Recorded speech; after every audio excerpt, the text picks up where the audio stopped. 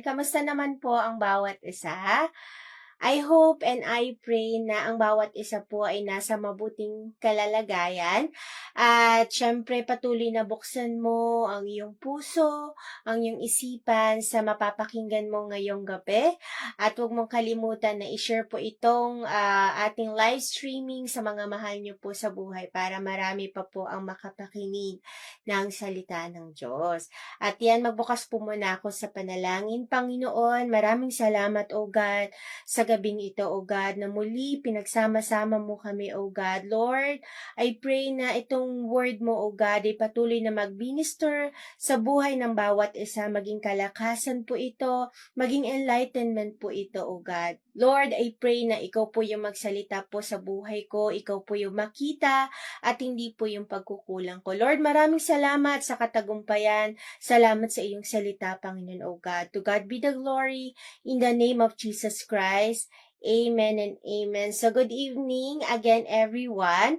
At ang ating topic ngayon ay makikita sa Romans chapter 8 verse 18. It says here, I consider that our present sufferings are not worth comparing with the glory that will be revealed in us.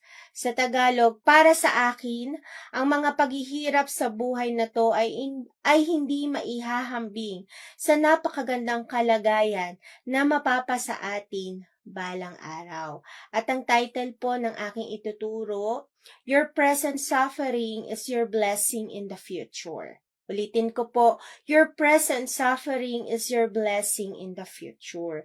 Sino po dito ang nakakaranas ng suffering or nahihirapan po sa buhay na ito? Kahit iwasan po natin yan, hindi po natin maiiwasan yan kasi nandito po tayo sa mundo at talagang makakaranas po tayo ng paghihirap po. Yung paghihirap na to, paghihirap ng kalooban, paghihirap ng isipan, ng puso, at paghihirap po talaga sa buhay. So, ang bawat isa po sa atin ay meron po talaga tayong pagdadaanan. Ayan, yung pagdadaanan na yon ay akala natin ay pahirap po sa atin. Pero yung mga pinagdadaanan pala na yun ay isang malaking pagpapala para pala sa atin. Hindi po tayo bibigyan ng Lord ng mga pagsubok, ng mga sufferings kung wala po itong kapalit na pagpapala po sa atin. Kaya yung mga pinagdadaanan po natin ngayon ay isang malaking pagpapala. So your present suffering is your blessing in the future. Paano, no? Parang ang hirap naman. Kasi lalo na kapag ikaw ay dumaranas ngayon ng paghihirap sa buhay, talagang hindi mo maiisip na pagpapala ito. At talagang hindi yun maganda sa kalooban natin kapag meron tayong mga pinagdadaanan. Pero ang salita na po ng Diyos ang nagsalita sa atin at ang nagsasabi sa atin na yung pinagdadaanan po natin ngayon ay pagpapala po natin yan sa hinaharap. So, why your present suffering is a blessing? Number 1, your present suffering makes you strong, firm, and steadfast. Your present suffering make you strong, firm, and steadfast. Sino po dito yung nananalangin or nagpipray na patatagin po siya ng ating Panginoon? Diba? Yan ang mga laman po ng ating prayer. Lord, make me strong, make me firm. Kaya pala tayo dumadanas ng pagsubok ngayon or paghihirap sa buhay na to kasi gusto ng Lord na maging matatag po ang ating mga kalooban. Kasi ang pagiging matatag po yan hindi po sa mga panahon na tayo ay masaya, hindi sa mga panahon na maganda po yung sitwasyon natin, hindi sa panahon na tayo ay talagang punong-puno ng pagpapala, kundi nagiging matatag po tayo, nagiging matibay po tayo dahil sa mga pagsubok na pinagdadaanan po natin. Sabi nga sa kanyang salita sa 1 Peter chapter 5 verse 10, and the God of all grace, who called you to His eternal glory in Christ, after you have suffered a little while, will Himself restore you and make you strong, firm, and steadfast. So, sa mga dumadating sa pagsubok, sa mga nahihirapan po ang kalooban ngayon, pinapatatag lang po tayo ng Panginoon. He is gracious, Ang Diyos po ay mahabagin at hindi niya po hahayaan na bumigay po tayo sa pagsubok na meron po tayo. Sabi nga sa kanyang salita, wala pang pagsubok na dumating sa inyo na hindi dinanas ang lahat ng tao. Tapat ang Diyos at hindi niya ipahihintulot na ikaw ay subukin na higit sa iyong makakaya. Sa halip pagdating ng pagsubok, bibigyan kanya ng lakas upang mapagtagumpayan yon. Sa oras na to, ang bawat isa sa atin ay binibigyan ng panibagong lakas at katatagan ng ating Panginoon. Kung nararamdaman mo na parang bibigay ka na, pero sasabihin ko po sa inyo, hindi ka bibigay. Kasi ang grace po ng Lord ay punong-puno sa atin at ginagawa niya lang po tayong matatag. Ginagawa niya tayong matibay. Kasi kapag tayo ay matibay, marami po tayong nagagawa. Kapag tayo po ay matatag, tama po ang ating pag-iisip. Pag tayo ay matatag, magagawa po natin ng tama ang kalooban po ng ating Panginoon. So pangalawa, why your present suffering is a blessing. Your present suffering comforts and encourage those people in trouble. Sabi nga po sa word niya sa 2 Corinthians chapter 1 verse 3 to 4, Praise be to God and Father of our Lord Jesus Christ, the Father of compassion and the God of all comfort, who comforts us in all our trouble so that we can comfort those in any trouble with the comfort we ourselves receive from God. So kapag dumarating po kasi tayo sa paghihirap ng buhay natin or dumarating tayo sa mga pagsubok, akala po natin nandun lang tayo sa ganong stage. Pero hindi nyo po alam, kapag tayo ay sinusubok, may mga pinagdadaanan, nagiging blessing po pala tayo sa mga tao. Nagiging encouragement tayo at nagiging comfort tayo sa kanila. Kasi pagpapakita po yon na pag nakitaan nila tayo na patuloy tayo nagiging matatag sa kabila na pagsubok na meron tayo, talagang yung buhay nila ay mas na-encourage sila, mas na-inspire sila magpatuloy sa buhay. Kasi kung ikaw nga na may pinagdadaanan, nakakaya mo, kami pa ba? Tayo pa ba? Ako ganun sa buhay ko pag may nakikita ko isang tao na sinusubok pero nakakapagpatuloy pa rin sa paglilingkod, maayos pa rin siyang mag-isip, yung puso niya maayos pa rin sa harapan ng Diyos at sa mga tao. Nai-inspire ako at na-encourage ako. Nagkakaroon ako ng panibagong lakas kasi sinasabi ng isip ko kung itong tao na to, grabe na yung pinagdadaanan niya. Tas ako, ito lang pinagdadaanan ko. Bakit pa ako magaganito? Bakit pa ako mapanghihinaan ng loob? Kaya hindi mo alam sa pinagdadaanan mo ngayon, meron na pagpapala sa buhay mo. At yung pagpapala na yon ay isa din pong pagpapala sa buhay mo kasi nagiging kalakasan ka.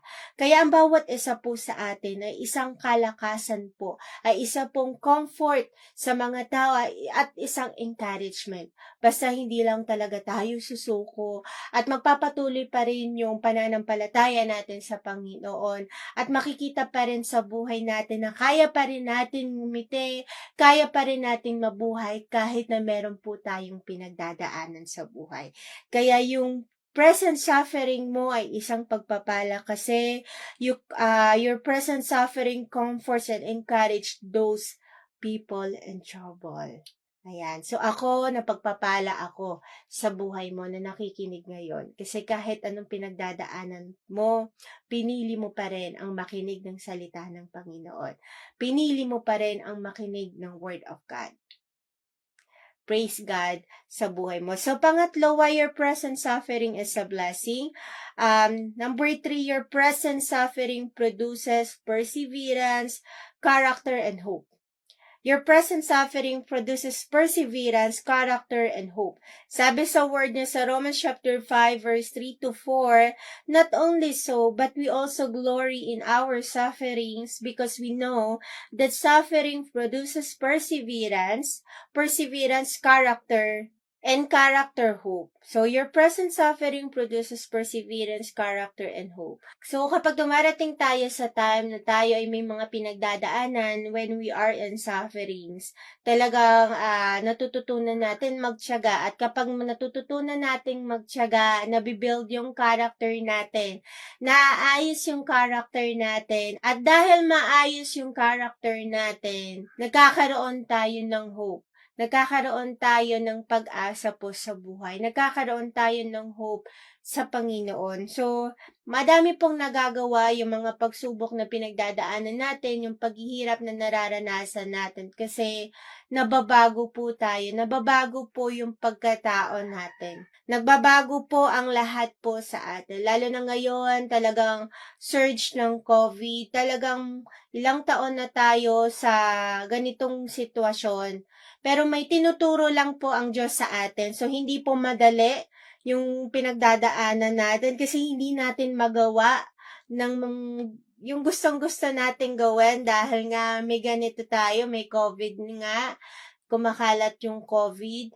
Pero, alam nyo po, tinuturuan lang tayo ng Diyos na maging matyaga. Binibuild lang ni Lord yung character natin at wag mawala yung pag-asa natin sa Kanya. Matatapos din po ito.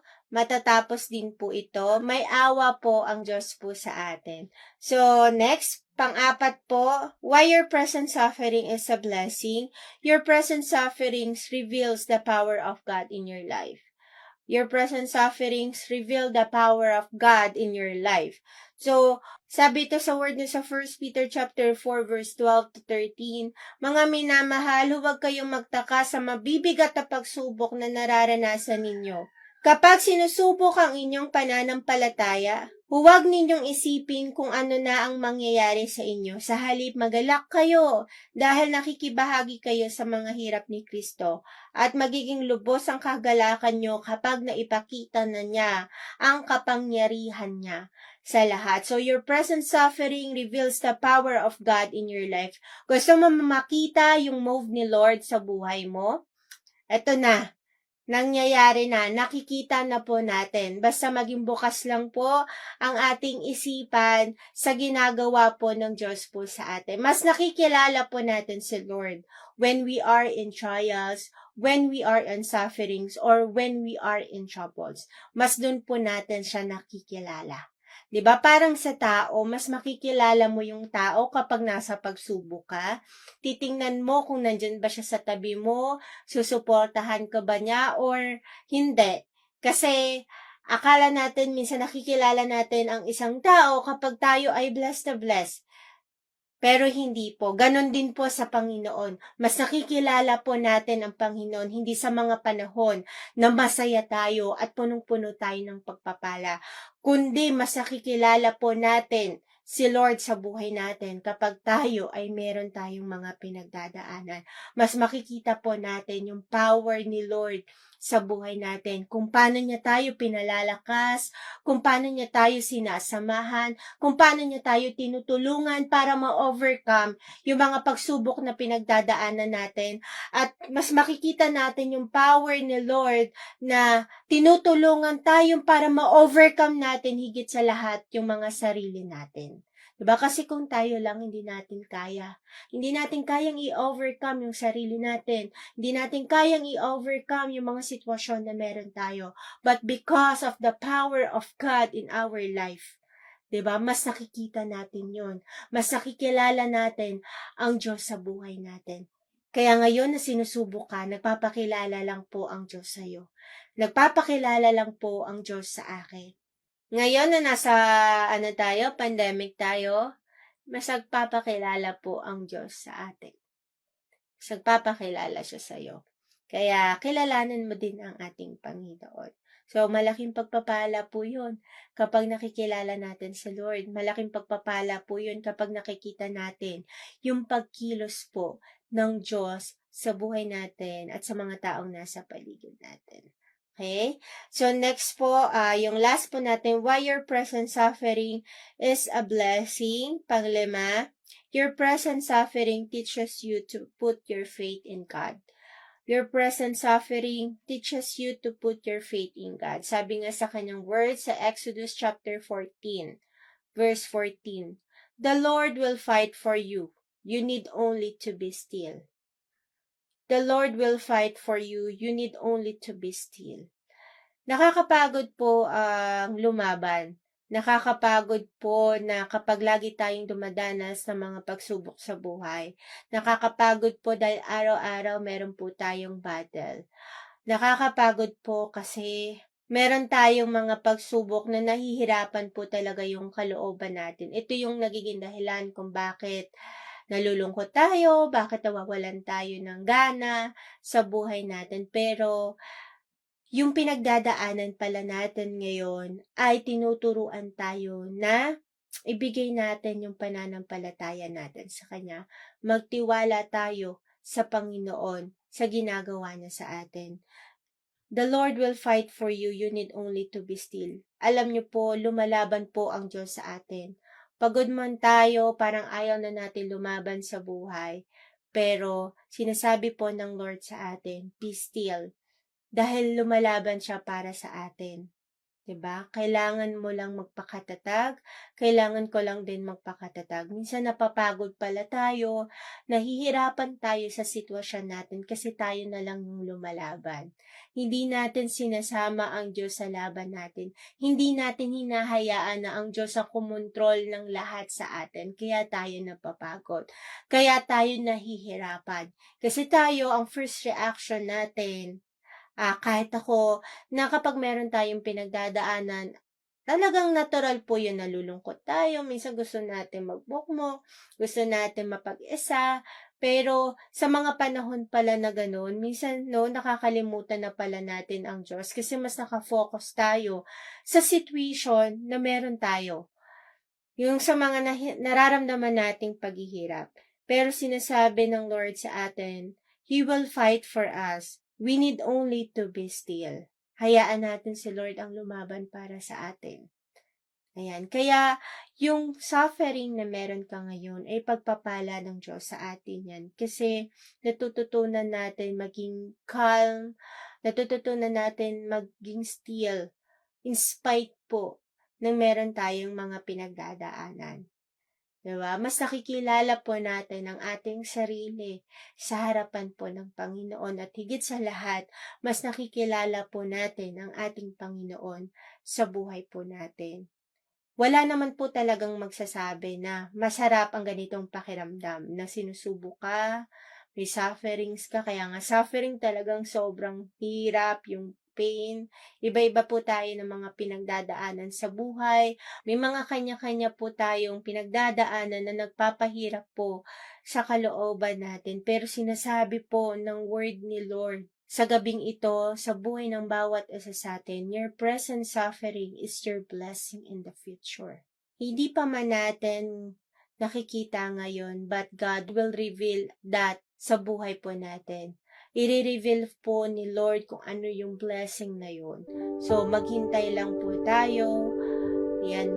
Hayaan po natin na si Lord po yung kumilos.